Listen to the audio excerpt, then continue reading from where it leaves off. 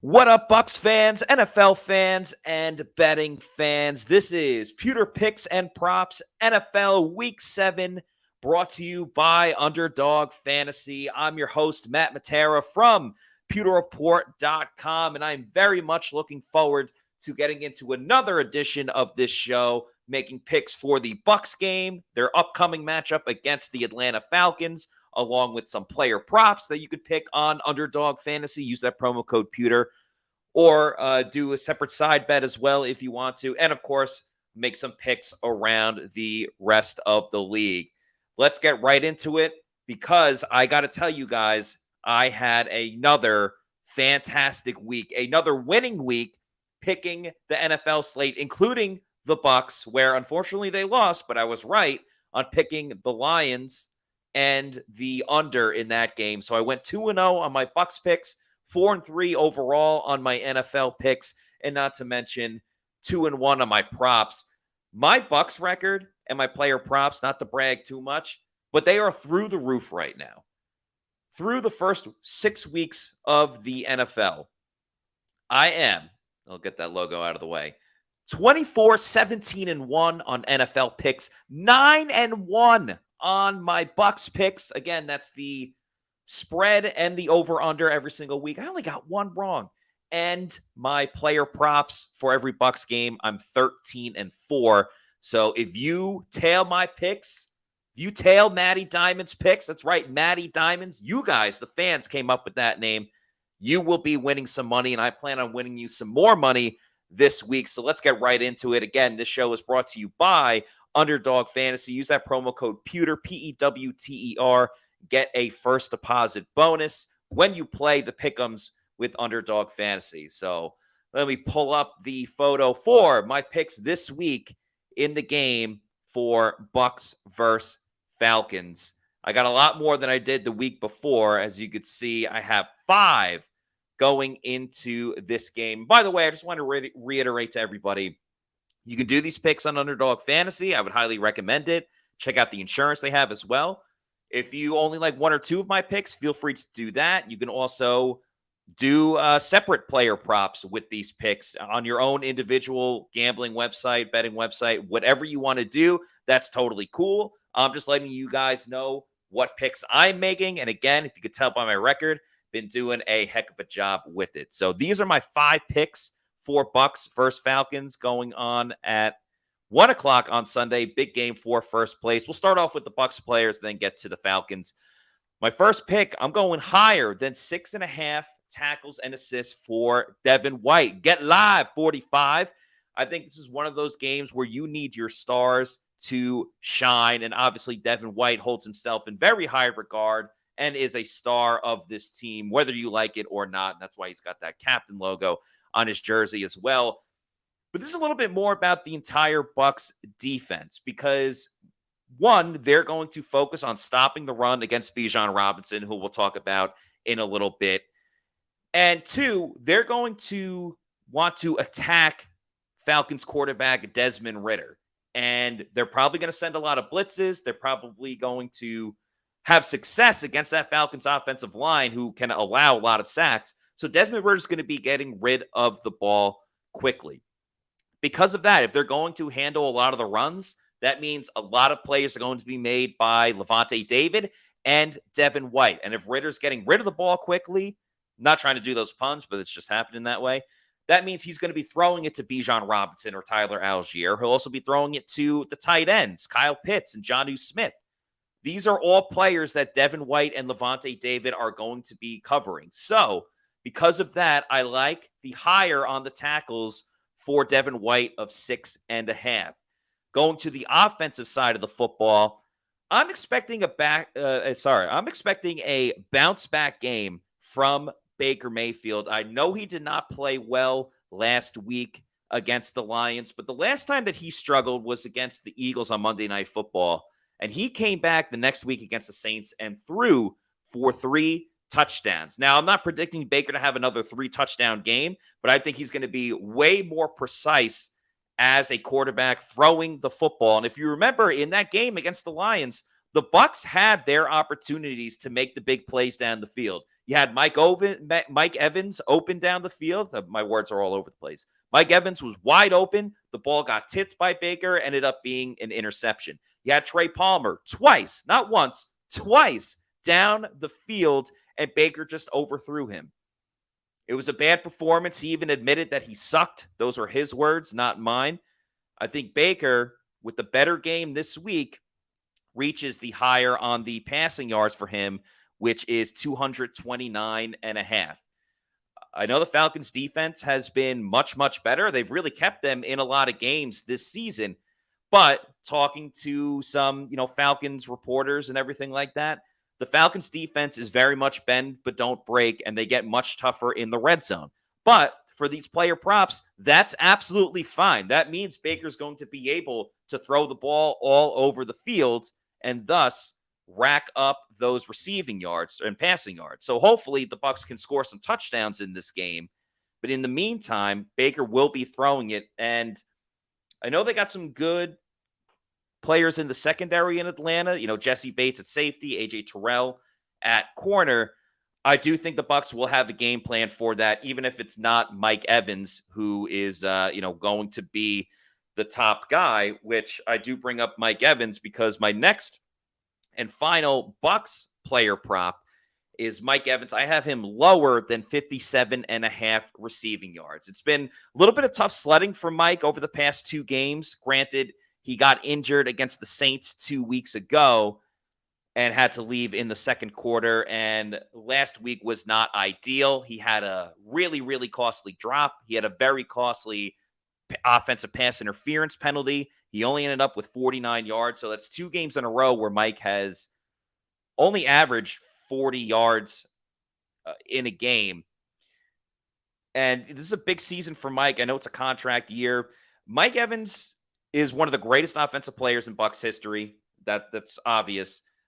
Fantasy-wise and prop-wise, he's very boomer bust. He'll have the monster game like he did a couple of weeks ago against the Chicago Bears in week 2, where he had 170 receiving yards. And then he'll kind of do what he did the last 2 weeks, which were pedestrian numbers. Do I think Mike Evans will eventually break out of this? Yes, absolutely. That's why he's the greatest offensive player in Buccaneers history. I just don't think it's coming this week. I think with Terrell and Bates, who I already talked about, teams are still double teaming Mike Evans. And with Dave Canales trying to figure everything out on offense, the whole unit trying to figure everything out, I think Mike can have an impact in this game. Wouldn't shock me if he scored a touchdown, but 57.5 receiving yards. I'm taking lower on that. I could see even Mike getting close and getting 55. I just don't think he's going to be the number 1 impact player for this game. So those are my Bucs player props. I got 2 more on the Falcons side of things, starting with Bijan Robinson. I'm sticking with the lower of 54.5 rushing yards.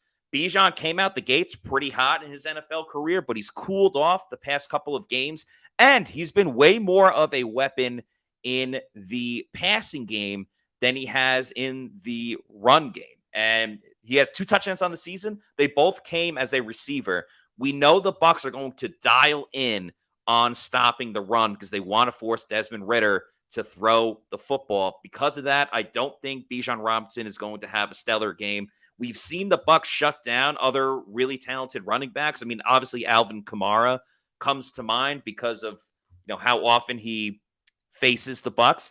Bijan Robinson is a guy that the Bucs are going to have to deal with for multiple seasons now that he is in the division. So you also have to factor in Robinson splits time with Bijan Robinson, or he is Bijan Robinson, with Tyler Algier.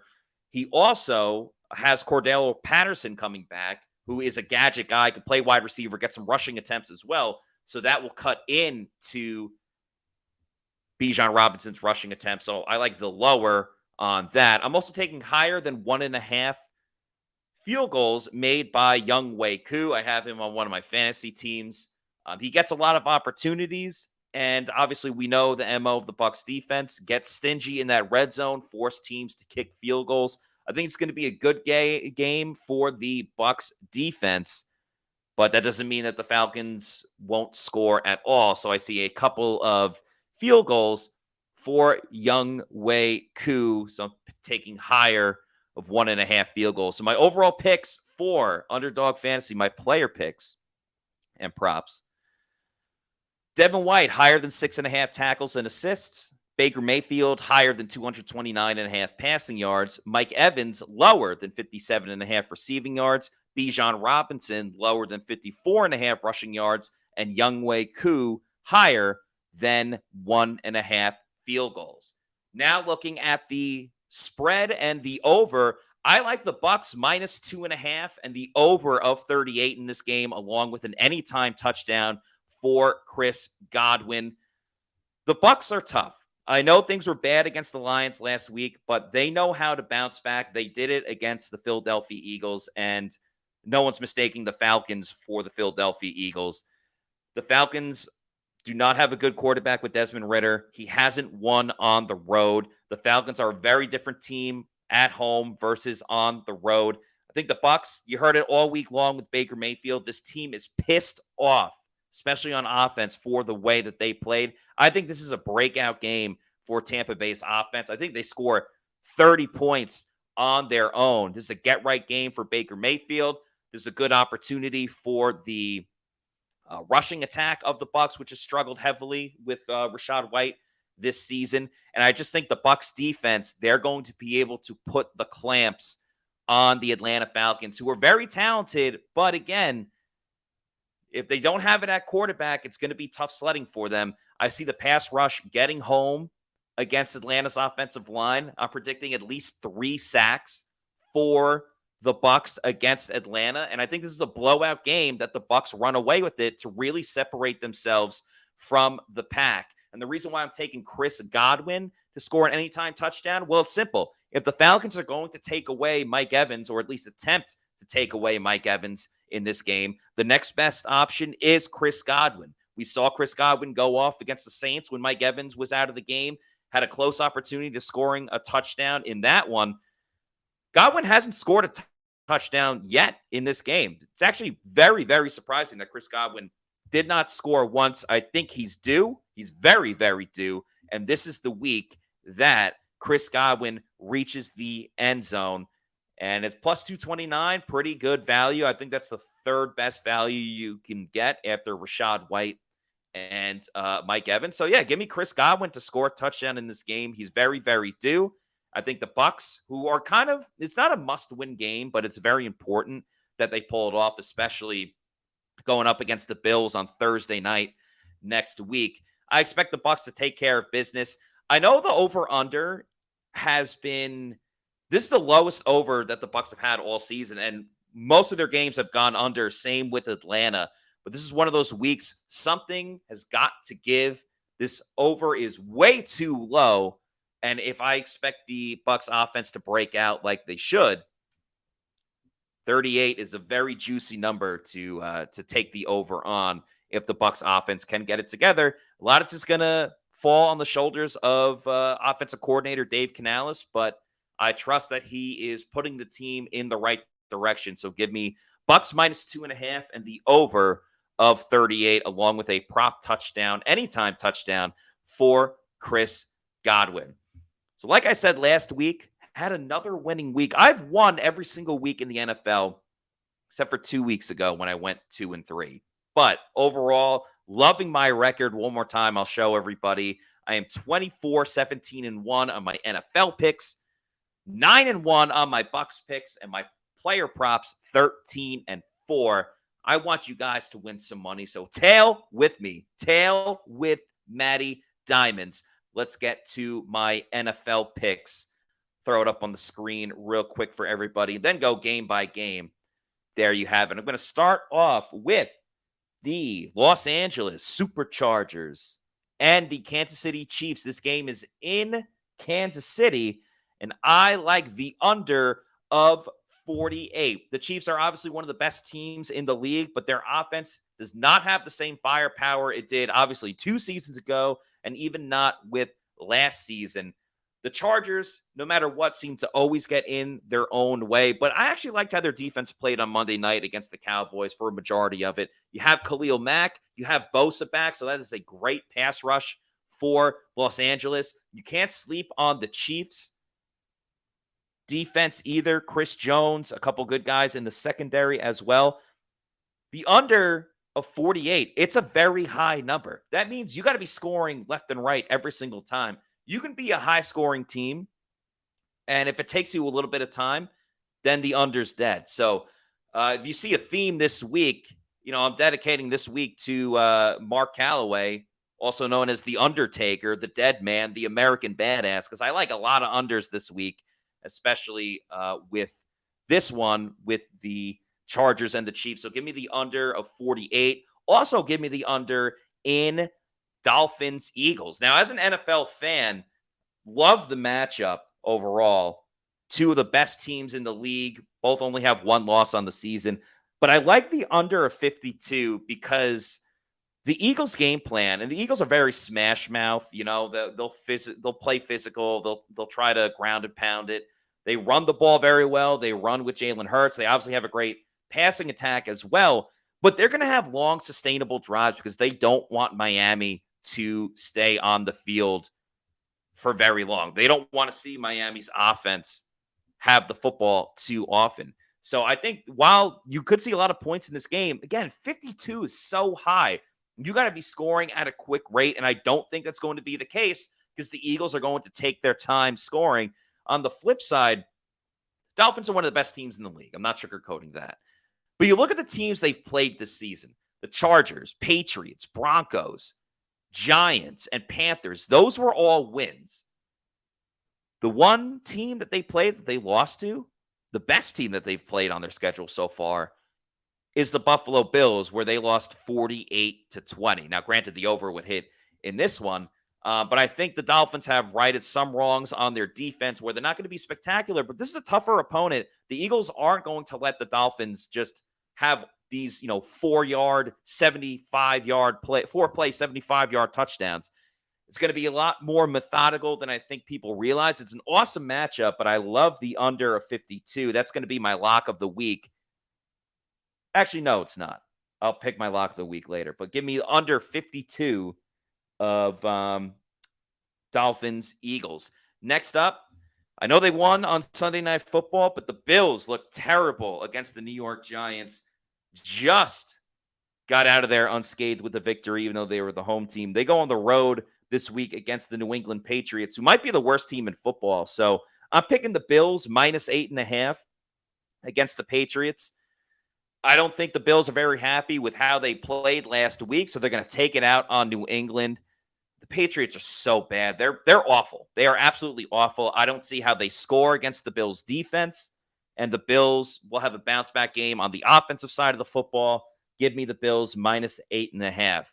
Next up, a team that the Bucs fans are familiar with, the Detroit Lions. Sorry, Bucs fans, but it's a recent picture, so I'm putting it up. I like the Lions +3 against the Baltimore Ravens. The Lions are an absolute juggernaut. They are destroying teams left and right when they go up against opponents. The Ravens were hanging on for dear life against the Titans a week ago in London. They squandered a huge opportunity against the Steelers, which was an awful game. Somehow the Steelers won late in that game. So the Ravens have not played very well at all. Todd Monken's their offensive coordinator, used to be the Bucs offensive coordinator, and then University of Georgia offensive coordinator as well. They've struggled a little bit, even though I like Todd Monken as an offensive coordinator. I like Dave Canales too. He's really good. And Byron Leftwich did win them Super Bowl, so go figure. But yeah, like Dave Canales in the direction that the Bucs are going in. But getting back to Lions, Ravens. Ravens like to run the football. They have a good rushing game. Lions have the best run-stopping defense in the league. I think the Lions win this game outright, but I'm going to take the points +3. And then my lock of the week, I just mentioned them before. The Steelers head to Los Angeles to play against the Rams. My lock of the week, I like the under of 44. It's the lowest under out of all my picks this week. But, I mean, the outrage for offensive coordinator Matt Canada to be fired has reached levels in Pittsburgh to the point that in the NHL at a Penguins game, the Penguins fans, who are obviously all Steelers fans, were chanting, "Fire Canada, fire Matt Canada." The Steelers offense is abysmal, but their defense is tremendous, one of the best in the league.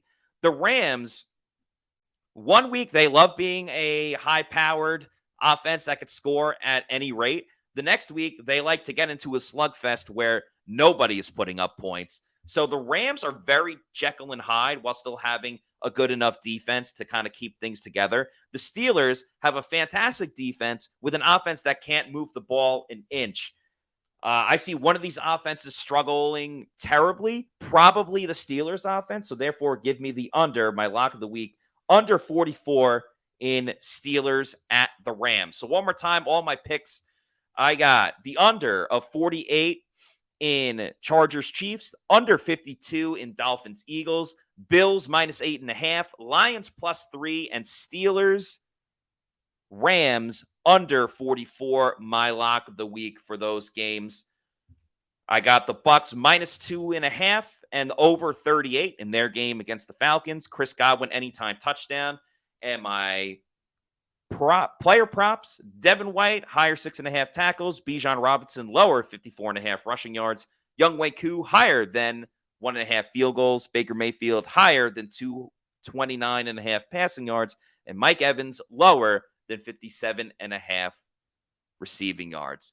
Those are my picks for this week. I hope you guys end up tailing because of my winning record. I plan on winning again this week. If you're not already doing so, please follow pewterreport.com. We are at Pewter Report on Instagram, Threads, Twitter, Facebook, anywhere you can find us on social media. We're at Pewter Report. Our YouTube channel is Pewter Report TV. If you want to follow me, my Twitter is at Matty for the _ Matera, Matera. On Instagram, just take out the 4. I'm Matty _ Matera, Matera. That's going to do it for me this week. I'm Matt Matera from pewterreport.com. Good luck, everybody, and let's win some money again.